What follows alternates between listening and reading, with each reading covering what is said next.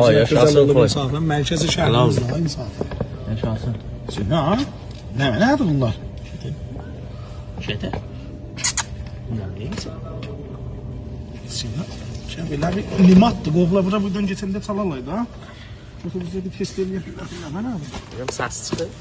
Başı patlaq dəyər o. Ha? Düz deyil. Odama mübarək gələr. Sən Allah. Evet.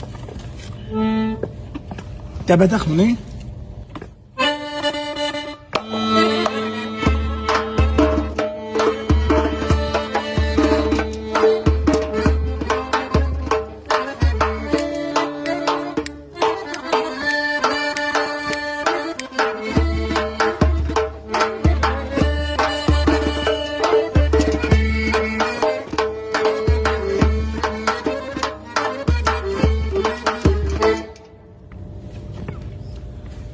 Bildim mücəssəmədir ya adamdır.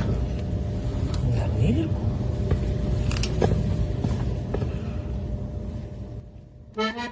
Vay vay mücəssəmə, aşık olmuşam sənə. Vay vay vay mücəssəmə, aşık olmuşam sənə.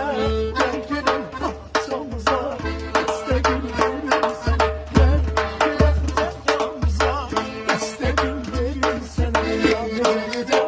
Sevim səni ben neden, sevim səni saklayamıyorum. Testilerde koy, ofisinde bir atınlar çalsınlar geçsinler. Kardeş ağzımızı da çok hesapla da. Boyda bu yıka. Say mı sen? Hemen tutsun koyar. Size söylüyorsun.